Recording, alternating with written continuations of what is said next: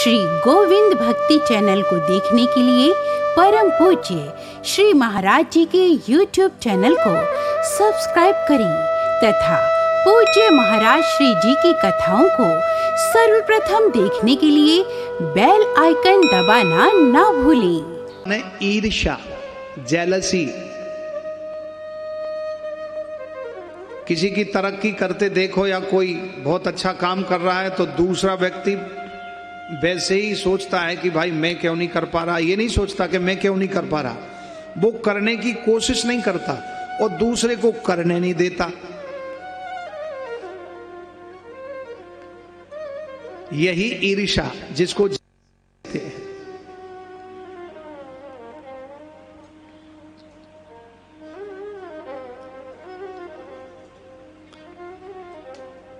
इसलिए मोह, पुत्र मोह है, घर से मोह है या जीवन से मोह है, तो ये समस्त व्याधियों का मूल है। मोह सकल व्याधिन कर मूला, समस्त व्याधियों का मूल मोह है। इसलिए मोह ना रहे।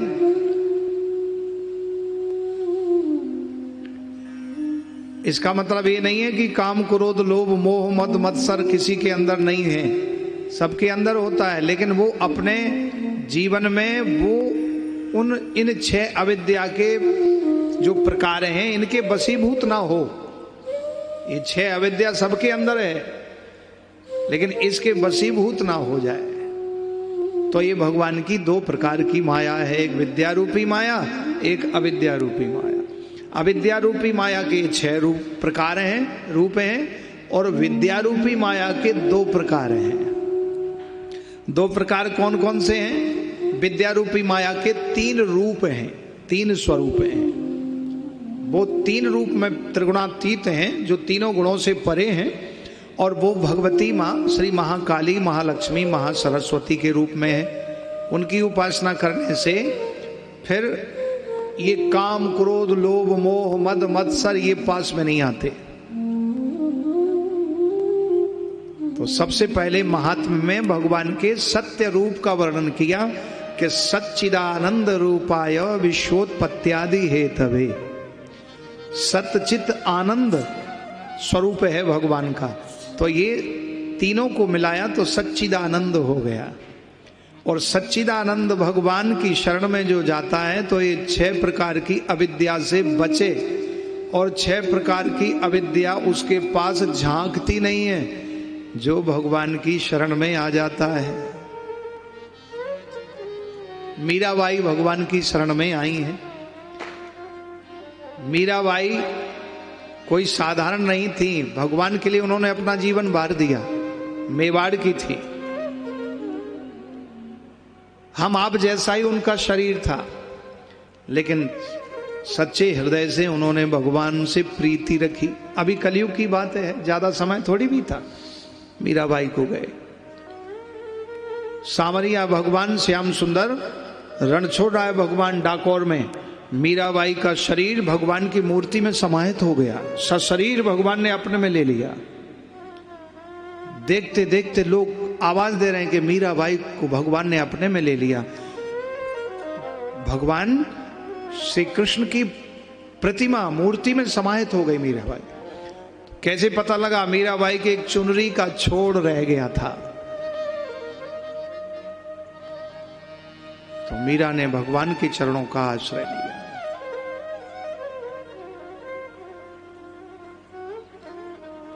इसलिए माधव माया माया सब कहें, माधव कहे न कोई।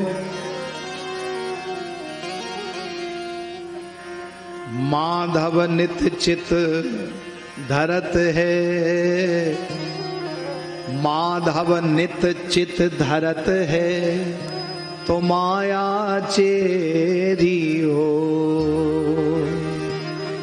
माधव नित चित धरत है, तो माया चेरी हो।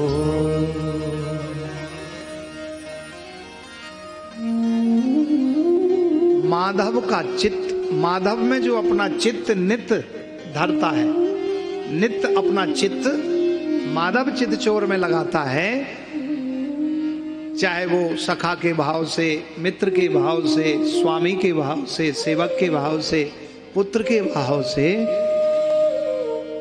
तो बोले वो भगवान मायाधिपति बाल मुकुंद श्री कृष्ण उसके अंग संग रहते हैं, और फिर ये माया, अविद्या रूपी माया उसका कुछ नहीं बिगाड़ पाती है। वो कैसे भगवान है? बोले विश्वोत्पत्ति आदि हेतवे, जो सतचित आनंद सुख स्वरूप हैं भगवान, वो क्या करते हैं? बोले विश्व की उत्पत्ति, पालन और संहार करते हैं। और क्या करते हैं? बोले तापत्रय विनाशाय, जो तीनों तापों का विनाश करते हैं। ये तीन ताप ही मानव के जीवन में भक्ति में बाधा डालते हैं, तो इन तापों से भी बचना चाहिए।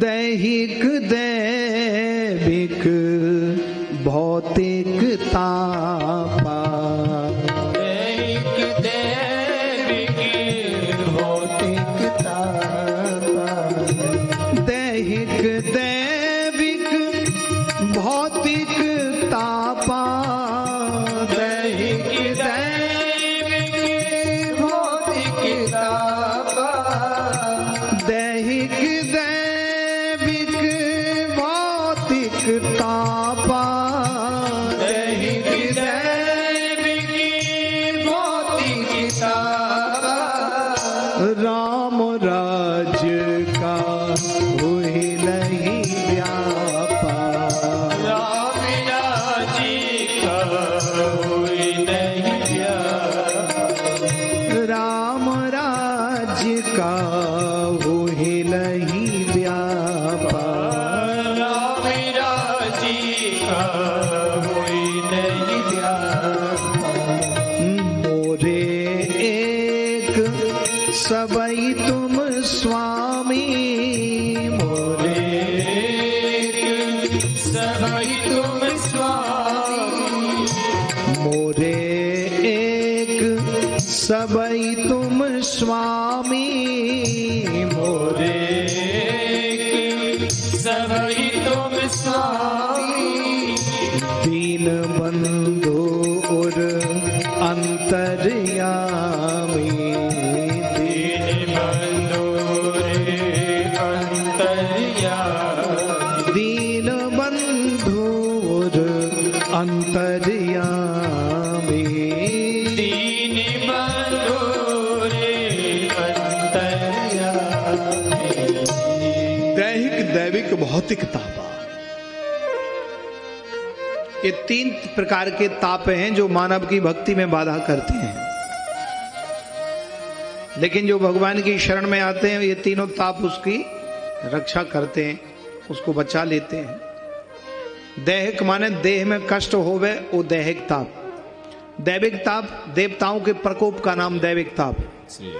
भौतिक ताप जो व्यवहार का बिगड़ जाना, यदि आपस में झगड़ा हो जाए भाई बहनों में, भाई भाई में, पड़ोसी मोहल्ले में, तो अशांति हो जाती है। भले ही कितना दमंग हो, लेकिन अंदर से अशांति तो होती ही है और वो दुख का कारण हो जाता है। इसलिए इन तापों से बचें, क्योंकि ये ताप जो है भक्ति में बाधा करते हैं। किसी का झगड़ा हो गया, वो भजन करने बैठा है, माला लेके जप कर रहा है, तो आंख बंद करते ही उसको वही झगड़ा दिखाई देता है, ध्यान वहीं जाएगा। इसलिए झगड़ा नहीं करना चाहिए। लेकिन अपनी भक्ति के लिए, आपके जीवन के साधना में, आपके धर्म के लिए यदि आपसे कोई आकर के और लड़ाई झगड़ा करे, तो अपने धर्म की रक्षा के लिए, अपने स्वयं की रक्षा के लिए आपको अवश्य अपनी शक्ति का प्रदर्शन उसके लिए करना चाहिए और बराबर उसको जवाब देना चाहिए। ये नियम कहता है। क्योंकि यदि वो आप भक्ति में बैठे हो, वो मारने आ गया, तुमको मार दिया, तो ना फिर तुम भक्ति कर पाए और ना ही भगवान तक पहुंच पाए। इसलिए भगवान की भक्ति करने के लिए अपनी स्वयं की रक्षा करना भी अत्यंत आवश्यक है। हनुमान जी लंका में गए तो मारने थोड़ी गए थे, वो तो माता जी का पता लगाने गए थे, सीता जी का। और कुछ भी नहीं करा हनुमान जी ने, केवल मां जानकी से आज्ञा ली, मां तुम होए लागी अति भूखा, हे माता मुझे अति भूख लगी है, देख रूप सुंदर फल रूखा। और सुंदर फलों को देखा है हनुमान जी ने, तो माता जी ने कहा जाओ पुत्र हनुमान, लेकिन ध्यान रखना जो फल नीचे गिरे वो नीचे के फल खाना। अब नीचे तो राक्षस घूम रहे थे अशोक वाटिका में, उनके पैरों के फल थोड़ी खाएंगे, और फिर सड़े गले फल। तो हनुमान जी ने माता जी के चरणों का ध्यान किया अशोक वाटिका में फलों का ध्यान करते हुए। तो बोले माँ नीचे तो बड़े खराब फल हैं और आपकी आज्ञा है कि नीचे के फल खाना है। तो हनुमान जी तो बुद्धि में बड़े अग्रगण्य हैं, बुद्धि में बहुत तेज हैं। जिसको बुद्धि नहीं हो तो हनुमान जी का ही स्मरण करे और हनुमान चालीसा का पाठ करे, रोज 5 पाठ करके, और तांबे की कटोरी में जल रखवे या चांदी की में 2 तुलसी के पत्ता डाले, 2 काली मिर्च डाले, और उसमें गंगा जल में वो 5 हनुमान चालीसा का पाठ रोज पढ़ के और वो जल पिए, आंखों से लगावे, सिर पे छिड़े के, तो मंद बुद्धि भी तीव्र हो जाती है। बल बुद्धि विद्या देहु मोहि हरहु कलेश विकार, लिखा है कि नहीं हनुमान चालीसा में। कलेशों को भी दूर कर देते हैं हनुमान जी महाराज, और बल भी देते हैं, बुद्धि भी देते हैं। हनुमान जी ने अपने श्री रघुनाथ जी के चरणों का ध्यान किया और पेड़ पर चढ़ गए। बोले माता जी की आज्ञा है कि नीचे के फल खाना है। तो पेड़ पर चढ़ के खूब जोर से हिलाया, और हिला करके जो पके पके बढ़िया मधुर फल थे वो सब गिर गए नीचे। अब उतर के आराम से नीचे फल खाए, माता जी की आज्ञा का पालन हो गया, और फल भी बढ़िया स्वादिष्ट हो गए पाने के लिए। अब जो राक्षस थे वो आए और हनुमान जी को मारने लगे। हनुमान जी ने कहा भाई क्यों मारते हो, हमने तुम्हारा क्या बिगाड़ा है। बोले तुम कहाँ से आए हो, अशोक वाटिका में क्यों आए हो। बोले मैं पता लगाने माँ सीता का आया था, मुझे पता लग गया, भूख लगी तो फल खा रहे हैं। अब ये फल तुम्हारे अशोक वाटिका में पड़े हैं, सड़ रहे हैं, गल रहे हैं, तुम इनको ना तो खा रहे ना खाने दे रहे हो। तो हम सोच रहे हैं हम खा लें, हमारी भूख क्षुधा ठीक हो जाए। तब तक तो इतना कहा थोड़ी हो, तब तक 10-20 राक्षस टूट पड़े हनुमान जी पे। हनुमान जी ने एक पेड़ उखाड़ के घुमा के मारा, सबका जय राम जी की हो गए। अक्षय कुमार आए तो अक्षय का भी क्षय कर दिया हनुमान जी ने। चला इंद्रजित अतुलित अतुलित जोधा, और बंधु निधन सुन उपजा क्रोधा। इंद्रजीत मेघनाथ आया, मेघनाथ ने ब्रह्मास्त्र चलाया। यद्यपि हनुमान जी के ऊपर कोई भी अस्त्र शस्त्र का प्रभाव नहीं होता, हनुमान जी को वरदान है, किसी का अस्त्र शस्त्र का प्रभाव नहीं पड़ेगा। लेकिन हनुमान जी ने ब्रह्मा जी की मर्यादा को रखने के लिए ब्रह्मपाश में बंद गए। यद्यपि वो नहीं मानते, लेकिन फिर भी हनुमान जी ने कहा जो ना माने ब्रह्म सर तो महिमा मिटाई अपार। ब्रह्मा जी की ये महिमा मिटेगी, इसलिए रघुनाथ जी मेरी रक्षा करेंगे। और वो मेघनाथ बांध करके ले गया लंका में, लंकापति रावण के सामने प्रस्तुत किया हनुमान जी को। तो हनुमान जी कोई कहे पूंछ में आग लगाओ, बोले बंदर को मार दो, लेकिन विभीषण ने कहा नीति विरोध ना मारी ये दूता। महाराज नीति के विरोध है ये, और दूत को कभी मारा नहीं जाता है, और ये श्री रघुनाथ जी का दूत है। तो पूछा तुमने क्यों मारा मेरे पुत्र अक्षय को, और अशोक वाटिका में तहलका क्यों मचाया। बोले महाराज मैंने किसी को नहीं मारा पहले, और ये नियम है, जे मोई मारे ते मैं मारे, उत्ते ही पे बांधे तनय तुम्हारे। भाई जिसने मुझे मारा मैंने उसको मारा, मैंने पहले से किसी को नहीं मारा, इसलिए गलती हमारी नहीं है, गलती तुम्हारे लोगों की है। अरे एकदम से आए और टूट पड़े, मारने लगे, पूछो भैया तुम कैसे आए, क्या है, इसका क्या मतलब हुआ। ये अनीति है महाराज, लंकेश रावण। इसलिए मैंने अपनी सुरक्षा के लिए उनको मारा जो हमको मारने आए थे।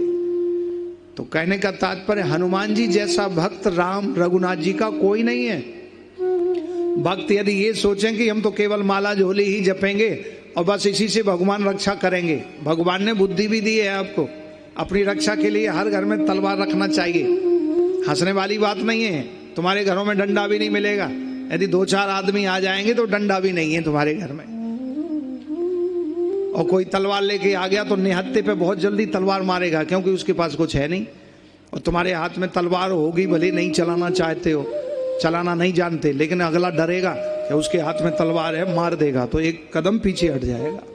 और तुम निहत्थे खड़े, हम तो जी भक्त हैं, तो भगवान ने तुमको बुद्धि दी है, ताकत दी है कि अपनी रक्षा के लिए आपको ये अस्त्र शस्त्र भी उठाना चाहिए। ये बताओ, दुर्गा मैया का कोई बिगाड़ सकता है कुछ?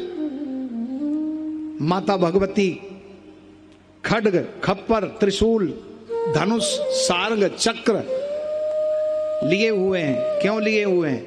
उनको कौन मार सकता है? देवी मैया को।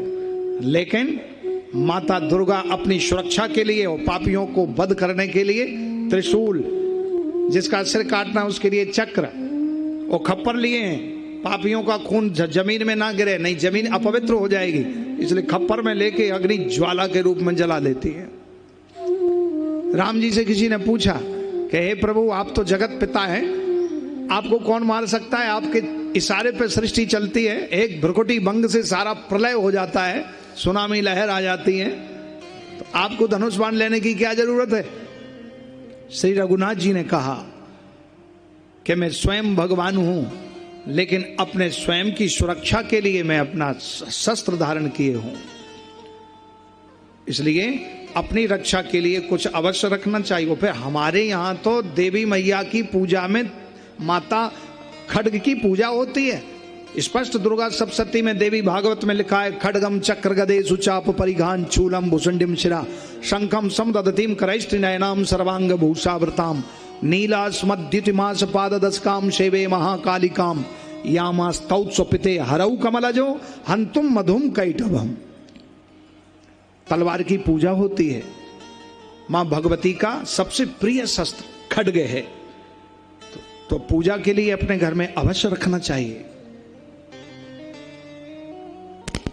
इसलिए जिनके पास नहीं है वो अवश्य लें और अवश्य रखें। 1-2 तलवार अपने घर में रखना चाहिए माता रानी की पूजा के लिए। हाँ, और वो तलवार जिस घर में होती है तो उसमें भूत प्रेत पिशाच किन्नर जिन्न ये सब कोई नहीं आते तो तलवार से डर जाते हैं, मर भी जाते हैं, इसलिए अवश्य रखना चाहिए। बोलो वृंदावन बिहारी लाल की।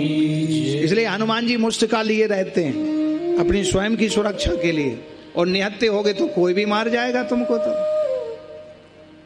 इसलिए हनुमान जी ने कहा, रावण जे मैं मारे ते मैं ही मारे, जे मोही मारे ते में मारे और ते ही पे बांधे तनय तुम्हारे, इसमें मेरी गलती क्या है? इसलिए सनातन धर्म कभी गलती नहीं करता, लेकिन अधर्मी को छोड़ता नहीं है।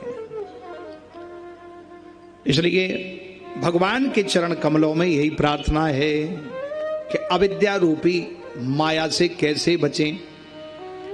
तो बोले अपनी स्वयं की सुरक्षा के लिए भगवान ने साम दाम दंड भेद बताया है।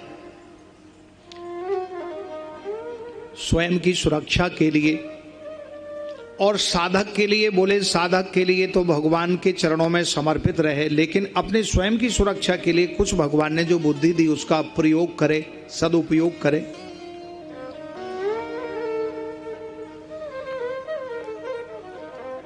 तापत्रय विनाशाय श्री कृष्णाय वयं नुमः, श्री कृष्णाय वयं नुमः। तो विवेक द्वारा बुद्धि को भगवान में लगाते हुए और जो साधना करता है, उपासना करता है, तो परमात्मा उसके तीनों तापों का हरण कर देते हैं। 3 ताप कौन कौन से हैं जो आपने अभी सुना? दैहिक दैविक भौतिक ताप। तापत्रय विनाशाय, तीनों तापों का विनाश कर देते हैं। एक तो होता है नाश, एक होता है विनाश। विनाश का मतलब है कि जड़ से उखाड़ के फेंक दिया।